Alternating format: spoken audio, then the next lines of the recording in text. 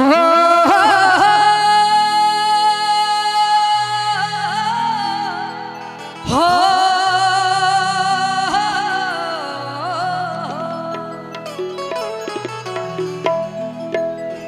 जनी अपना सैया जी से नवरात्रि में कहा तरी है जी, कहा तरी तनी सुनी ना।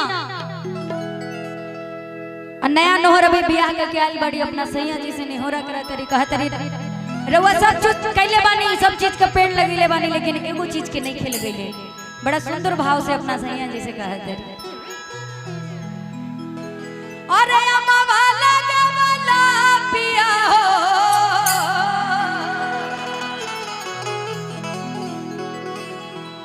कि अम्मा लगवला पिया हो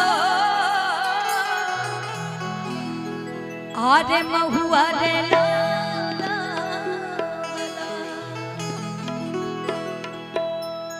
तक कहे ना लगवला पिया हो और काहे ना लगवला पिया हो एहो निमिया के गछिया।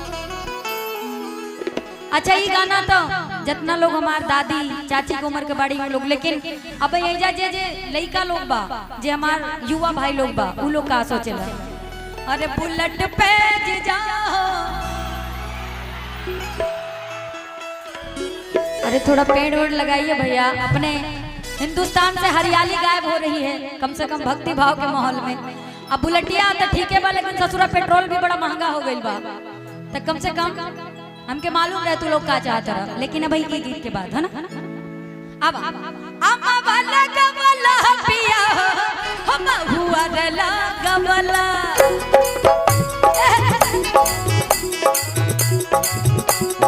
अम्मा वाला गवला पिया हम हुआ रला गवला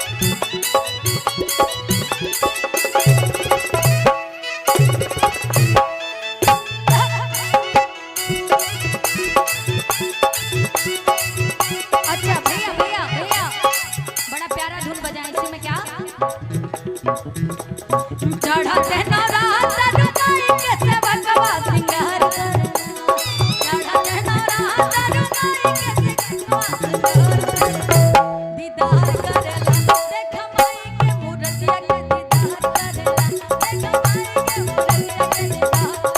भैया आप लोग आराम से रहो भाई, आप ही के लिए हम आए हैं, जाएंगे नहीं। जब तक आप लोग रहेंगे तब तक हम यही रहेंगे। हमारे माई बहन लोग बड़ी बड़ी पूरा पूरा हाथ उठा ली, हाथ उठा के ताली बजा के। अच्छा लाइट जलवा भैया, जला दीजिए धड़कन। चढ़ते नौरा हजारों माई के सेवकवा दीदार करेला, चढ़ते नौरा हजारों माई के सेवकवा दीदार करेला, दीदार करेला देख माई के ही भक्ता दीदार करेला, देख माई के ही भक्ता दीदार करेला। सका है वाला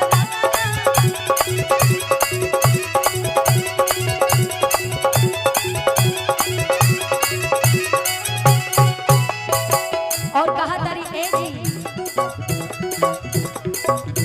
निमिये हो आसन माई के निमिये परवासन निमिये तरवा बाटे माई के सिंहासन।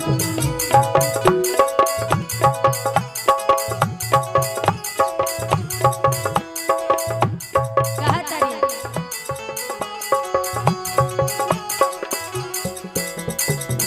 निमिये हो आसन माई के निमिये परवासन निमिये तरवा बाटे माई के सिंहासन। अलख जगमला दिया हो माई के बोलवला,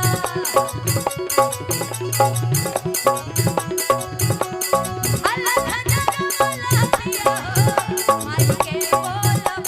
टका है ना लगवला टका है ना लगवला दिया हो निमिया के टका है ना लगवला दिया हो निमिया के टका है ना लगवला दिया हो निमिया के टका है ना